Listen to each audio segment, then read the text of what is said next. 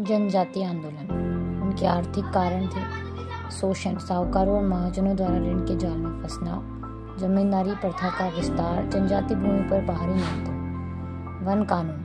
वनों में जनजातीय अधिकारों का हनन और संसाधनों पर रोक लगा दी गई थी। आजीविका व भू राजस्व। पारंपरिक व्यवसायों का विनाश और करों में अत्यधिक वृद्धि। सामाजिक और सांस्कृतिक कारण क्या थे?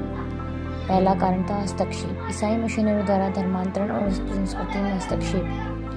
परंपरागत रीति रिवाजों में बाधा।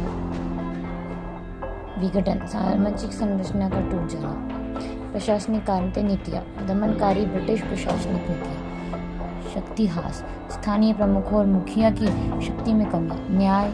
पुलिस और न्याय व्यवस्था में जनजातियों के प्रति भेदभाव। सबसे पहला हम पढ़ेंगे मीना जनजातीय आंदोलन। मीना जनजातीय आंदोलन की शुरुआत जहाजपुर से हुई।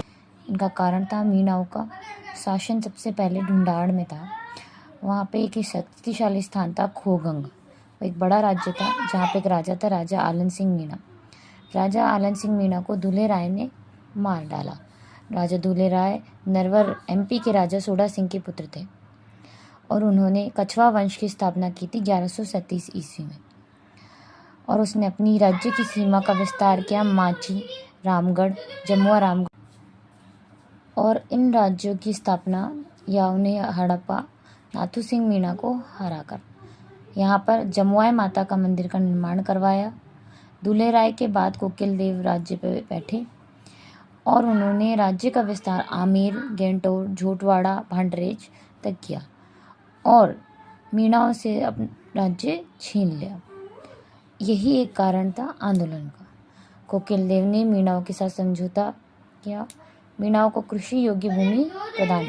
उस समय दो तरीके के मीणा थे। पहले थे जमींदार मीणा, दूसरे चौकीदार मीणा। जमींदार मीणा जमीन पर खेती करते थे, जबकि चौकीदार मीणा जयपुर में शांति व्यवस्था कायम रखने का कार्य किया करते थे। सबसे बड़ा और महत्वपूर्ण कारण आंदोलन का था दादरसी कानून।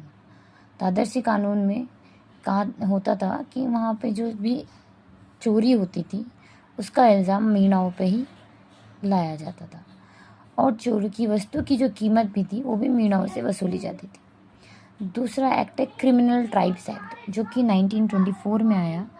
मीणा जनजाति को भी 1930 में जरायम जाति में शामिल किया गया।